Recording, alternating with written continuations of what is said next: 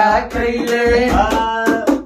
चढ़ते 22 में कटअप देखौले, लइकन के बीपी बढ़ौले, रेलवे का कैले। रेलवे का कैले, रेलवे का कैले। रेलवे कहाँ कमी कैले बड़ा?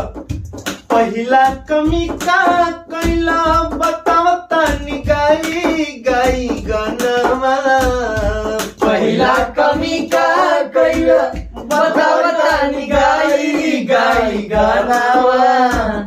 रेलवे के नौकरी लइकन खातिर भइले अब सपनावा। रेलवे के नौकरी लइकन खातिर भइले अब सपनावा। दूसरा कमी ते 4 साल लगौले, लइकन के बोका बनौले, रेलवे का कैले।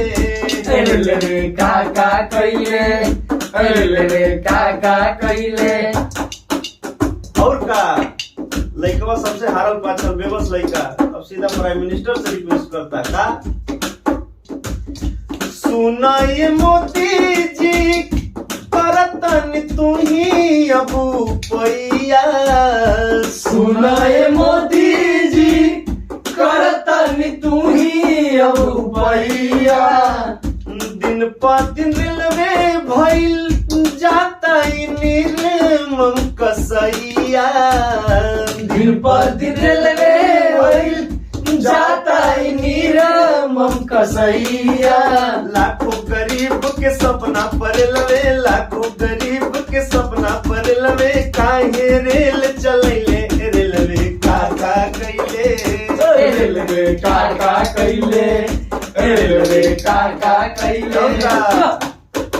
जब जब शिक्षित समाज जगा है तब तब देश में क्रांति हुई है। और इस बार रेलवे ने ये गलती कर दी है क्या?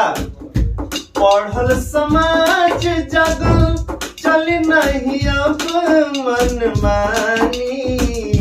पढ़ल समाज जगल चली नहीं अब मनमानी। खुला बा ऐलान अब की होई जाई तोरो परेशानी। खुला ऐलान अब की होई जाई तोरो परेशानी। अरे उल्टा के पलटी आए हैं उल्टा के पलटी कटक बनौले, भारी घोटाला से कैले, रेलवे का कैले। रेलवे का